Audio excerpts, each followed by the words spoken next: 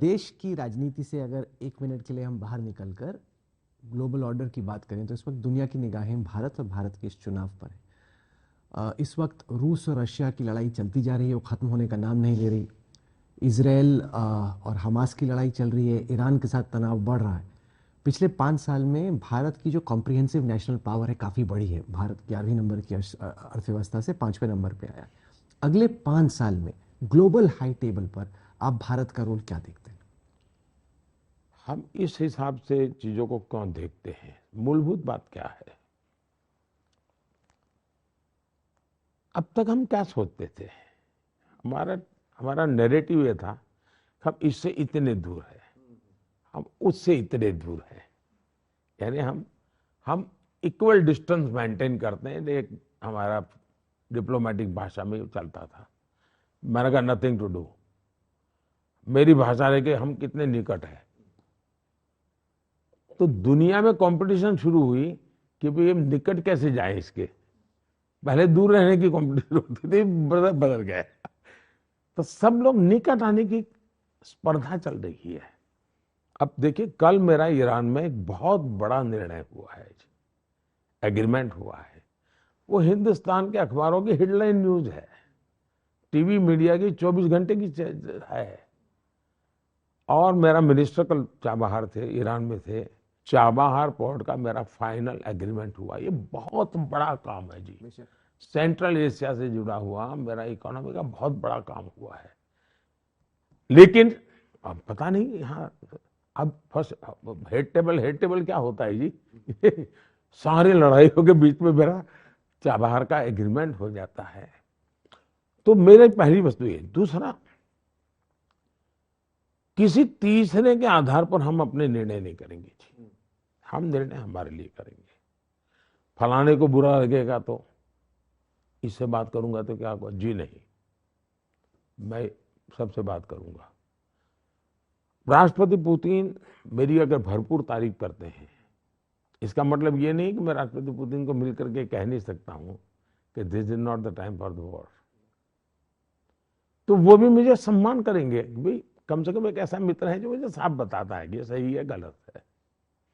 Ukraine को भी मुझ पर इतना ही भरोसा है, भारत पर। मुझ पर मोदी एक व्यक्ति नहीं है, भारत पर भरोसा है कि भाई कुछ तो भी ये सही बता। और आज तक हमने सही किया जी। मैंने अभी गाजा में, रमजान का महीना था, तो मेरे स्पेशल एनवॉय को मैंने इजराइल भेजा। इजराइल के प्रधानमंत्री राष्ट्रपति सबसे मिलना का। मैंने कहा समझाइए इनको कि कम से कम रमजान में गाजा में बम्बार्डिंग यानी हमले न करें। और उन्होंने पालन करने का भरपूर प्रयास किया। आखिर में 2-3 दिन लड़ाई हो गई, लेकिन मैंने स्पेशल एनवॉय भेजा था। यहां तो आप मुझे मुसलमानों के लिए करके घेर लेते हैं, लेकिन मोदी गाजा में रमजान के महीने में अब मैं इसकी पब्लिसिटी नहीं करता हूं क्योंकि कईयों ने प्रयास किया होगा, परिणाम सही मिला। लेकिन मैंने भी प्रयास किया, देश भारत ने भी किया। तो इवन मेरा आज भी पैलेस्टाइन के साथ उतना ही निकट नाता है जितना मैं इजराइल गया। हमारे यहाँ फैशन क्या थी, इजराइल जाओ, पैलेस्टाइन जाओ, सेकुलरिज्म करके वापस आओ, मगर नथिंग टू डू। मैं इजराइल जाऊंगा, वापस आऊंगा, मुझे ढोंग करने की जरूरत नहीं है। इजराइल गया मैं पैलेस्टाइन जाऊंगा तो स्टैंड अलोन मेरी विजिट होगी। पैलेस्टाइन भी गया। मजा देखिए, जब मैं पैलेस्टाइन गया तो मुझे यहाँ से विषय आ गया, हेलीकॉप्टर ले जाएंगे वहाँ, ये ले जाएंगे। तो जॉर्डन के राष्ट्रपति जी को पता चला कि मैं जॉर्डन से होकर के जाने वाला पैलेस्टाइन। अब वो मोहम्मद साहब के सीधे वारिस है। जॉर्डन के जो प्राइम मिनिस्टर हैं वो उनके सीधे वारिस है, मोहम्मद साहब के, उन्हीं के संतान है। उन्होंने कहा मोदी जी आप ऐसे नहीं जा सकते, आप मेरे गेस्ट है, मेरे ही हेलीकॉप्टर में आप जाएंगे, मेरे घर खाना खा के जाएंगे।